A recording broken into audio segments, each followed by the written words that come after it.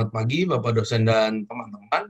Kali ini kami dari kelompok 6 akan membawakan materi mengenai telekomunikasi, internet, dan nirkabel atau yang biasa disebut dengan wireless. Next. Perkenalkan kami dari kelompok 6. Yang pertama ada saya, Brian Yusinda Putra dengan nomor absen 10, dan ada Matthew Edgar Watimena dengan nomor absen 9. Baik, materi pertama akan dibawakan oleh saya sendiri mengenai telekomunikasi dan jaringan di dunia bisnis. Jadi, uh, telekomunikasi internet itu kumpulan perangkat keras dan lunak yang sesuai yang diatur untuk mengomunikasikan informasi dari satu lokasi ke lokasi lainnya. Jadi, sedangkan pengertian dari internet uh, merupakan jaringan dari jaringan global yang menggunakan standar universal untuk menghubungkan jutaan jaringan yang berbeda-beda. Jadi telekomunikasi dan jaringan di dunia bisnis itu jaringan ini tuh berfungsi sebagai alat komunikasi yang cepat di dalam sebuah bisnis. Jadi sekitar tahun 1990 komunikasi ini tuh menggunakan jaringan uh, dengan menggunakan pos telepon bersuara dan juga fax. Nah, tapi pada zaman sekarang dalam bisnis sudah memiliki banyak perubahan, di mana komputer digunakan bersamaan dengan penggunaan internet, email, telepon seluler, dan komputer mobile yang terhubung ke jaringan kabel untuk tujuan bisnis. Boleh di next? Lalu ada tren jaringan dan komunikasi. Jadi di masa lalu tuh perusahaan menggunakan dua jenis jaringan yang berbeda secara mendasar. Kedua jaringan tersebut tuh merupakan jaringan telepon dan jaringan komputer. Jaringan telepon tuh secara historis menangani komunikasi lewat suara, sedangkan jaringan komputer menangani komunikasi lewat jalur lintas data. Uh, Berkat deregulasi telekomunikasi dan inovasi teknologi informasi yang berkelanjutan, jaringan telepon dan komputer menyatu menjadi satu jaringan digital menggunakan standar dan peralatan berbasis internet bersama penyedia telekomunikasi saat ini seperti A, AT&T dan Verizon menawarkan transmisi data akses internet, telepon seluler layanan, dan program televisi, serta layanan suara. Perusahaan kabel seperti Comsave menawarkan layanan suara dan akses internet. Jadi jaringan komputer itu telah diperluas untuk mencakup layanan telepon dan video internet. Jadi semakin banyak komunikasi suara, video, dan data ini didasarkan pada teknologi internet. Boleh di next? Jadi apa itu komputer? Jadi komputer itu merupakan sistem operasi jaringan atau network operating system yang biasa disingkat dengan NOS. Jadi itu mengarahkan dan mengelola komunikasi pada jaringan dan mengkoordinasi sumber daya jaringan. Contohnya itu menggunakan NOS, Windows Server 2000, Windows Server 2003, dan Microsoft LAN Manager. Lalu yang kedua ada komputer server jaringan. Ini tuh merupakan komputer dalam jaringan yang melakukan fungsi-fungsi jaringan yang penting untuk komputer klien seperti melayani permintaan halaman web, menyimpan data, dan menyimpan NOS. Boleh di next? Jadi berikut ini contohnya seperti hub. Hub itu merupakan perangkat sederhana yang menghubungkan komponen jaringan, mengirimkan paket data pada semua perangkat yang telah terhubung antara yang lain. Lalu ada switch. Switch ini tuh memiliki kemampuan lebih dari hub dan dapat menyaring serta meneruskan data ke tujuan tertentu. Jadi hub dan switch itu menghubungkan perangkat pada suatu LAN. Lalu ini ada yang ketiga, router itu merupakan perangkat jaringan yang menghubungkan dua jaringan atau lebih. Boleh di next.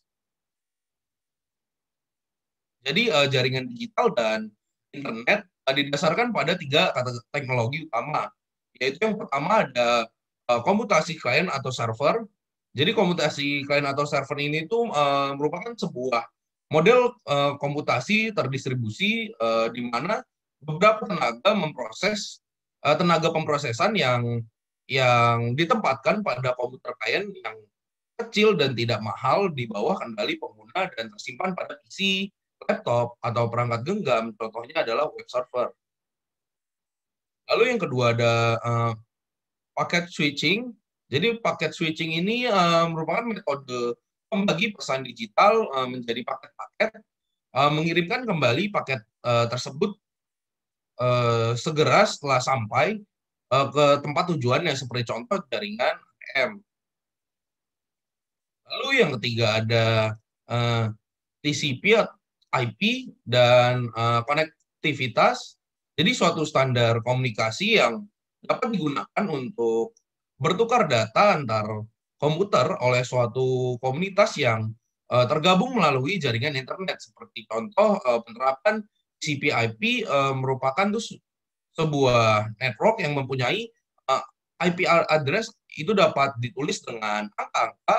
Jadi menerangkannya adanya host dengan IP address, nomor, angka, host, dan ruang kelas. Boleh di next. Jadi yang berikutnya itu sinyal digital versus analog. Jadi untuk analog itu sendiri itu diwakili oleh bentuk gelombang kontinu yang melewati media komunikasi yang telah digunakan untuk berkomunikasi suara. Jadi perangkat analog itu yang paling umum adalah headset telepon, speaker di komputer, atau earphone yang semuanya itu menciptakan bentuk gelombang analog yang dapat didengar oleh telinga. Lalu yang kedua ada sinyal digital. Jadi sinyal digital ini bentuk gelombang biner diskrit, jadi bukan bentuk gelombang kontinu. Jadi sinyal digital tuh mengomunikasikan informasi sebagai string dari dua keadaan diskrit, jadi 1 bit dan 0 bit yang dipresentasikan sebagai pulsa listrik on off. Boleh di next. Nah, jadi yang berikutnya ini ada jenis-jenis jaringan. Yang pertama itu ada local area network atau LAN. Jadi local area network ini tuh dibentuk untuk menghubungkan PC dan perangkat digital lainnya dalam radius setengah mil atau 500 meter. Lalu yang kedua ada metropolitan dan wide area network. Jadi wide area network ini atau yang disingkat dengan WAN menjangkau daerah geografis yang besar, senantero kawasan negara, benua, dan seluruh dunia. Boleh di next. Berikutnya ini media transmisi dan kecepatan transmisi. Jadi jaringan tuh menggunakan berbagai jenis media transmisi fisik, termasuk kabel koaksial, lalu serat optik, dan media untuk transmisi nirkabel. Jadi yang pertama itu ada kabel ulir atau twist wire. Jadi terdiri atas perangkat kabel tembaga yang dipilih dan merupakan jenis medium transmisi yang sudah agak usang. Lalu ada kabel koaksial. Jadi kabel koaksial ini atau koaksial kabel serupa yang digunakan untuk TV kabel, lalu berisi kabel tembaga tunggal, lalu disolasi secara rapat dan dapat menseramisih volume data yang lebih besar daripada kabel ulir atau twisted wire. Lalu yang ketiga ada serat optik. Jadi serat optik ini tuh terdiri atas kabel kaca yang jernih yang masing-masing setebal rambut manusia yang diikat dengan kabel. Data ini tuh diubah menjadi pulsa cahaya yang dikirim melalui kabel serat optik oleh perangkat laser dengan kecepatan bervariasi. Lalu bandwidth adalah perbedaan antara frekuensi tertinggi dan terendah yang terdapat dalam satu saluran tunggal. Jadi jarak dari frekuensi yang dapat dilayani dalam saluran telekomunikasi tertentu. Baik, sekian materi dari saya. Selanjutnya akan dilanjutkan oleh teman saya, Matthew. Waktu dan tempat dipersilahkan. Baik, selanjutnya adalah bagaimana cara kerja teknologi internet dan bagaimana mereka mendukung komunikasi dan e-bisnis. Sebelumnya, apa itu internet? Internet adalah sistem komunikasi publik yang paling luas di dunia. Ini juga merupakan implementasi komputasi klien atau server dan internet networking terbesar di dunia. Lalu sebagian besar rumah dan usaha kecil terhubung ke internet dengan berlangganan penyedia layanan internet atau Internet Service Provider yang bisa disingkat dengan ISP. ISP ini adalah organisasi komersial dengan koneksi permanen ke internet yang menjual koneksi sementara ke pelanggan retail seperti Earthlink, NetZero, AT&T di Amerika, kalau di Indonesia misalnya seperti Telkomsel dan Indihome. Lalu ada teknologi digital subscriber line atau DSL, beroperasi melalui saluran telepon yang ada untuk membawa suara, data, dan video pada tingkat transmisi mulai dari 385 kbps hingga 40 mbps tergantung pada pola dan jarak penggunaan.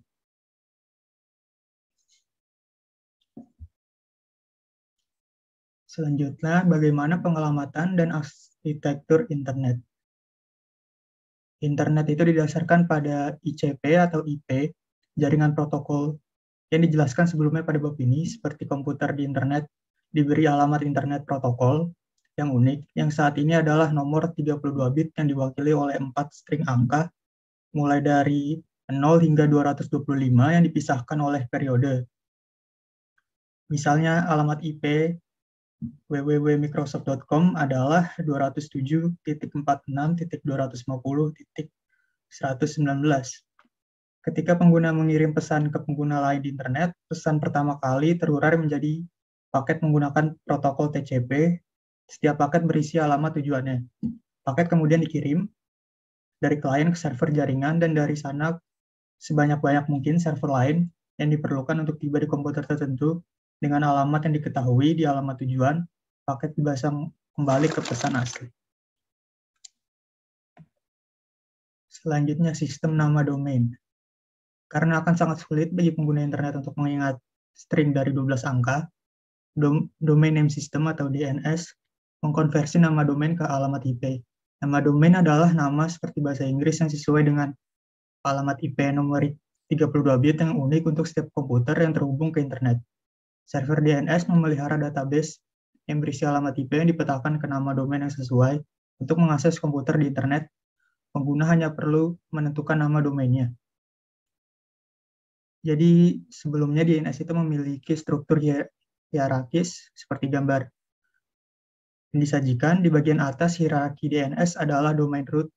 Domain anak dari akar tersebut disebut domain tingkat atas.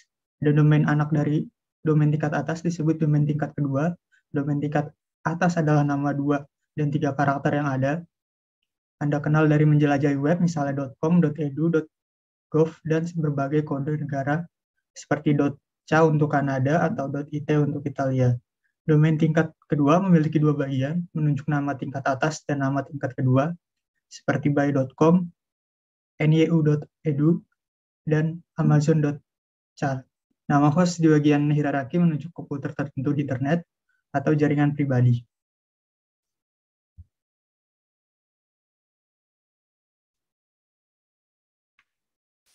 Selanjutnya adalah arsitektur dan tata kelola internet.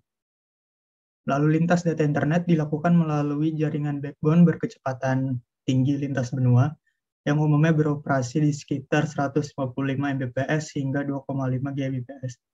Jalur bagasi ini biasanya dimiliki oleh perusahaan telepon jarak jauh atau disebut sebagai penyedia layanan jaringan atau oleh pemerintah nasional. Seluruh koneksi lokal dimiliki oleh telepon regional dan perusahaan televisi kabel di Amerika Serikat dan di negara lain yang menghubungkan pengguna retail di rumah dan bisnis ke internet. Setiap organisasi membayar untuk jaringannya sendiri dan layanan koneksi internet lokalnya sendiri, yang sebagian besar dibayarkan kepada pemilik jarum bagasi jarak jauh. Pengguna internet individu membayar ISP untuk menggunakan layanan mereka, dan mereka umumnya membayar biaya berlangganan tetap, tidak peduli berapa banyak atau seberapa dikit mereka menggunakan internet. Selanjutnya adalah internet masa depan, IPv6 dan internet 2. Internet pada awalnya tidak dirancang untuk menangani transmisi sejumlah besar data dan miliaran pengguna. Karena pertumbuhan populasi internet yang tipis, dunia akan kehabisan alamat IP yang tersedia menggunakan konvensi pengalaman lama. Sistem pengalamatan lama digantikan oleh versi baru dari skema pengalamatan IP yang disebut IPv6 atau Internet Protocol versi 6 yang berisi alamat 128 bit atau lebih dari kuadriliun kemungkinan alamat unik. IPv6 kompatibel dengan sebagian besar modem dan router yang dijual hari ini. Lalu Internet 2 adalah konsorsium jaringan canggih yang mewakili lebih dari 500 universitas AS, bisnis swasta, dan lembaga pemerintah yang bekerja dengan 66.000 lembaga di seluruh Amerika Serikat dan mitra jaringan internasional lebih dari 100 negara.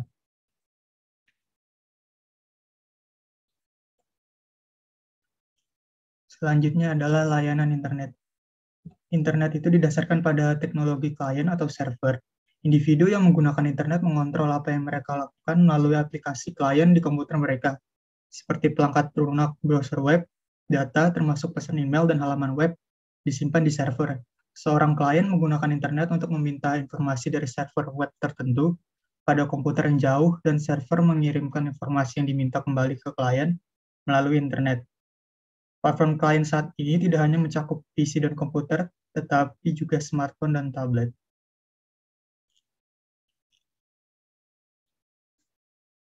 Komputer klien yang terhubung ke internet memiliki akses ke berbagai layanan. Layanan ini termasuk email, chatting, dan pesan instan, kelompok diskusi elektronik, telnet, file transfer protokol, dan web. Pada tabel 7,3 ini memberikan deskripsi singkat tentang layanan ini. Setiap layanan internet diimplementasikan oleh salah satu atau lebih program perangkat lunak. Semua layanan dapat berjalan pada satu komputer atau layanan yang berbeda dapat dialokasikan untuk mesin yang berbeda. Misalnya seperti email yang memungkinkan pesan untuk dipertukarkan dari komputer ke komputer dengan kemampuan untuk routing pesan ke beberapa penerima, meneruskan pesan, dan melampirkan dokumen teks atau file multimedia ke pesan. Sebagai besar email saat ini dikirim melalui internet. Lalu ada pesan instan, newsgroup, telnet, FTP, dan World Wide Web.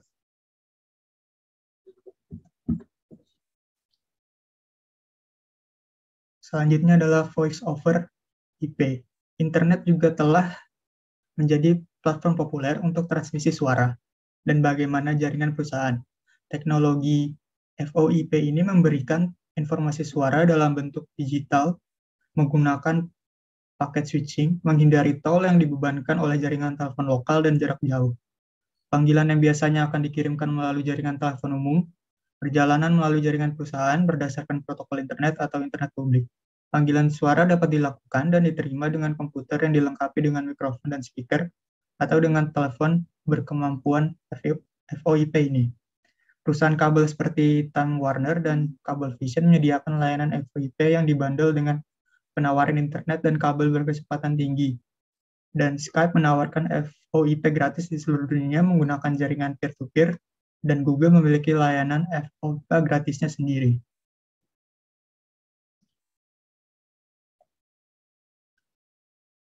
Selanjutnya adalah Virtual Private Networks atau disingkat dengan VPN. VPN adalah jaringan pribadi yang aman, terinskripsi, yang telah dikonfigurasi dalam jaringan publik untuk memanfaatkan skala ekonomi dan fasilitas manajemen jaringan besar seperti internet. Beberapa protokol yang bersaing digunakan untuk melindungi data yang dikirimkan melalui internet publik termasuk point-to-point tunneling protokol atau disingkat PPTP.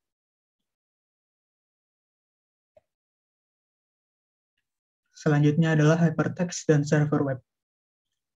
Sebelumnya, web adalah layanan internet yang paling populer. Ini adalah sistem dengan standar yang diterima secara universal untuk menyimpan, mengambil, menformat, dan menampilkan informasi dengan menggunakan arsitektur klien atau server.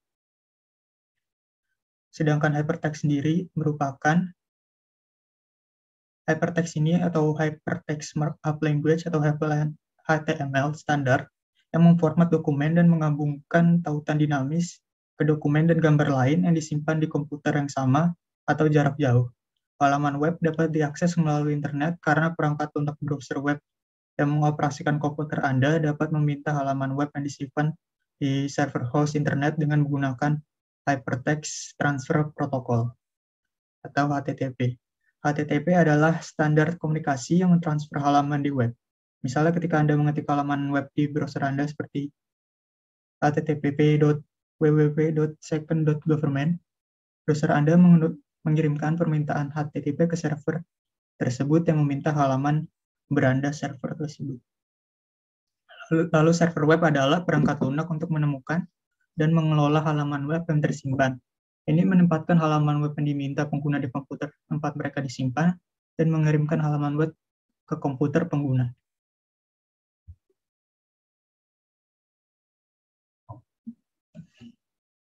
Mencari informasi di web. Yang pertama adalah search engine atau mesin pencari. Jelas dengan begitu ada banyaknya halaman web, finding yang spesifik dapat membantu kita atau bisnis kita hampir seketika adalah masalah penting. Pertanyaannya adalah bagaimana kita bisa membuat satu atau dua halaman yang benar-benar kita inginkan dan butuhkan dari miliaran halaman web yang diindeks. Mesin pencari ini mencoba untuk memecahkan dan menemukan masalah informasi yang berguna di web hampir seketika dan bisa dibilang mereka adalah aplikasi pembunuh dari era internet. Mesin pencari saat ini dapat menyaring file aplikasi seperti HTML, file aplikasi Microsoft Office, berkas PDF dan audio, video, dan gambar. Ada ratusan mesin pencari di dunia, tapi sebagai besar hasil pencarian berasal dari Google, Yahoo, dan Microsoft Bing. Selanjutnya, mobile search. Dengan pertumbuhan smartphone mobile dan komputer tablet, dan dengan sekitar 210 juta orang Amerika mengakses internet melalui perangkat mobile, sifat e-commerce dan pencarian berubah.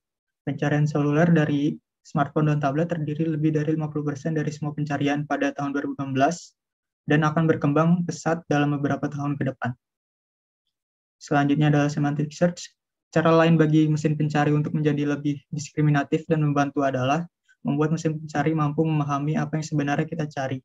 Disebut pencarian semantik. Tujuannya adalah untuk membangun mesin pencari yang benar-benar bisa memahami bahasa dan perilaku manusia. Selanjutnya adalah social search. Satu masalah dengan Google dan mesin pencari mekanik adalah bahwa mereka begitu menyeluruh. Masukkan pencarian untuk tanda kutip komputer ultra dan dalam 0,2 detik kita akan menerima lebih dari 300 juta tanggapan. Mesin pencari tidak terlalu diskriminatif. Pencarian sosial adalah upaya untuk memberikan hasil pencarian yang lebih sedikit, lebih relevan dan dapat dipercaya.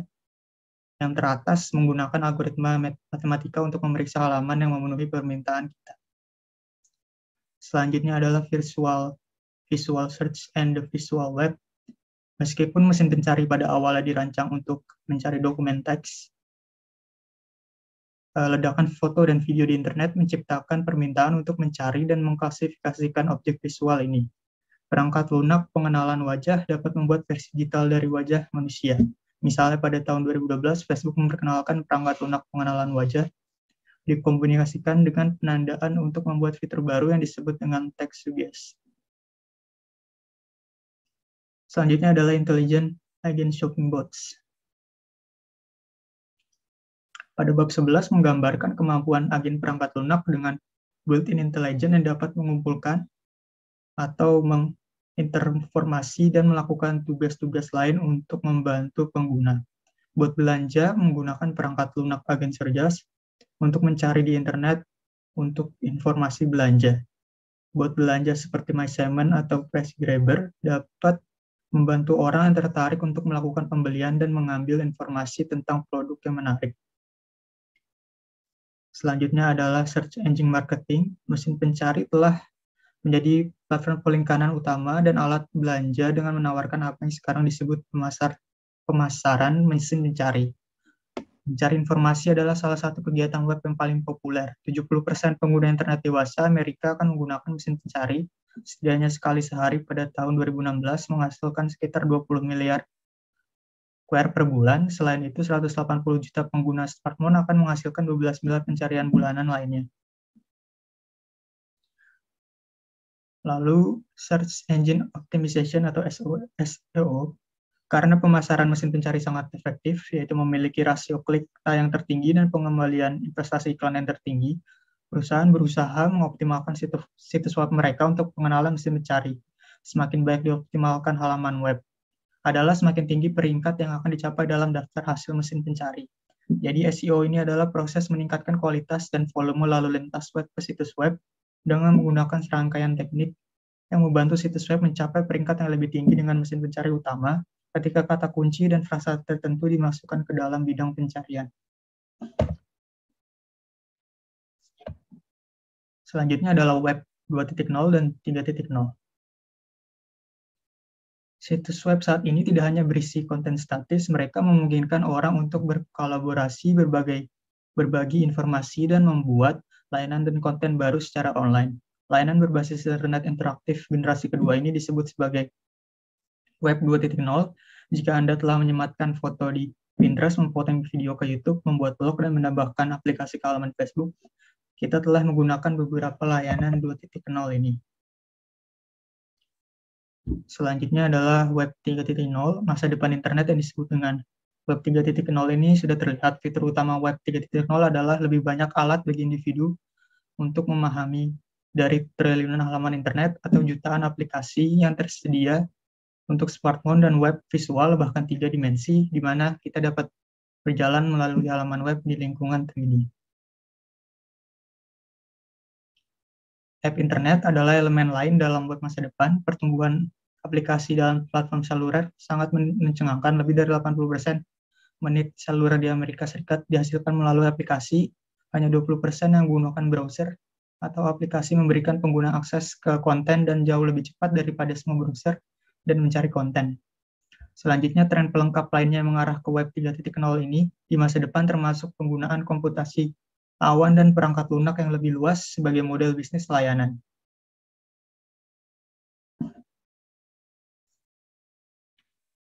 Selanjutnya adalah sistem seluler. Layanan seluler digital menggunakan beberapa standar yang bersaing di Eropa dan sebagian besar di luar United States. Standarnya adalah Global System for Mobile Communication atau GSM. Kekuatan GSM adalah kemampuan roaming internasionalnya. Ada sistem telepon seluler GSM di Amerika Serikat termasuk T-Mobile dan AT&T. Generasi sebelumnya dari sistem seluler dirancang terutama untuk suara dan transmisi data berbatas dalam bentuk pesan teks pendek. Saat ini operator nirkabel menawarkan jaringan 3G dan 4G. Jaringan 3G dengan kecepatan transmisi mulai dari 144 kbps untuk penggunaan ponsel dikatakanlah mobil hingga lebih dari 2 Mbps untuk penggunaan stasioner. Menawarkan kecepatan transmisi yang adil untuk email, browsing web, dan belanja online, tetapi terlalu lambat untuk video. Lalu jaringan 4G memiliki kecepatan yang jauh lebih tinggi, yaitu 100 megabit per unduhan detik dan kecepatan unggah 50 megabit. Dengan kapasitas lebih dari cukup untuk menonton video, definisi tinggi di ponsel cerdas kita.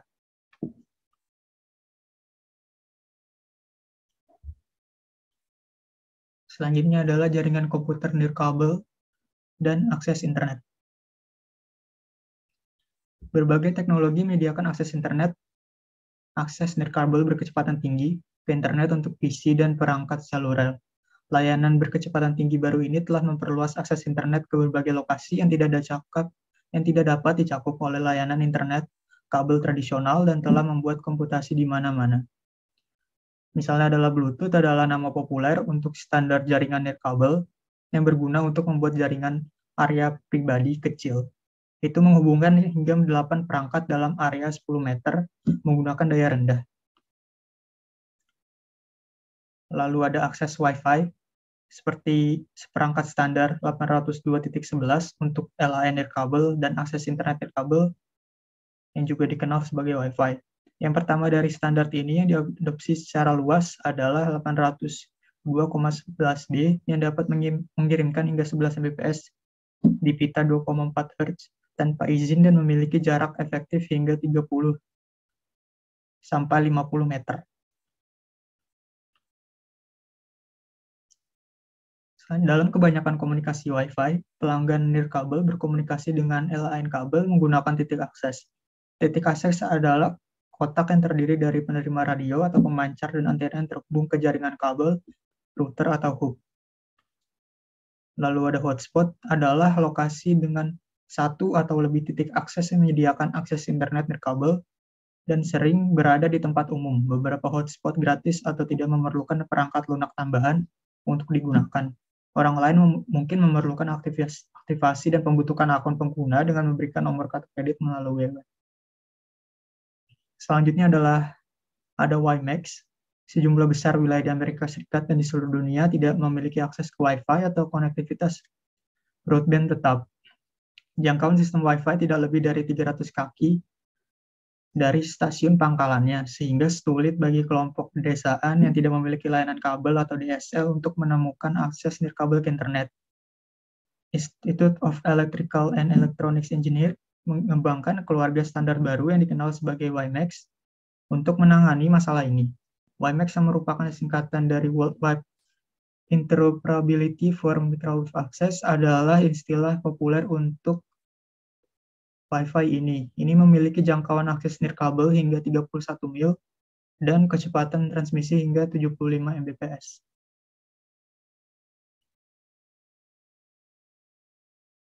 Selanjutnya adalah jaringan sensor RFID dan nirkabel. Teknologi seluler menciptakan efisiensi dan cara kerja baru di seluruh perusahaan. Selain sistem nirkabel yang baru saja kita jelaskan, sistem identifikasi frekuensi radio dan jaringan sensor nirkabel memiliki dampak besar, seperti RFID dan NFC. Sistem identifikasi frekuensi radio atau RFID ini menyediakan teknologi yang kuat untuk melacak pergerakan barang di seluruh rantai pasokan. Sistem RFID menggunakan tag kecil dengan microchip tertanam yang berisi data tentang suatu item dan lokasinya untuk mengirimkan sinyal radio dalam jarak dekat ke pembaca. Pembaca RFID kemudian meneruskan data melalui jaringan komputer untuk diproses.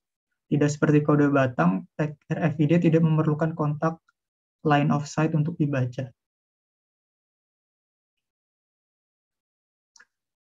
Selanjutnya adalah layanan Tap and Go seperti Apple Pay atau Google Wallet menggunakan teknologi terkait RFID yang disebut dengan Near Field Communication atau disingkat dengan NFC. NFC adalah standar konektivitas nirkabel jarak pendek yang menggunakan medan radio elektromagnetik untuk memungkinkan dua perangkat yang kompatibel untuk bertukar data ketika dibawa dalam beberapa sentimeter satu sama lain.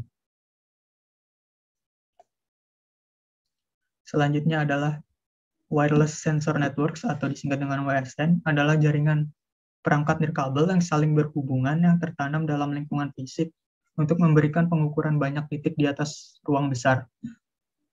Perangkat ini memiliki built-in pengolahan, penyimpanan, dan sensor frekuensi radio dan antena. Mereka terhubung ke jaringan yang saling berhubungan yang merutekan data yang mereka tangkap ke komputer untuk dianalisis. Jaringan ini berkisar dari ratusan hingga ribuan kode.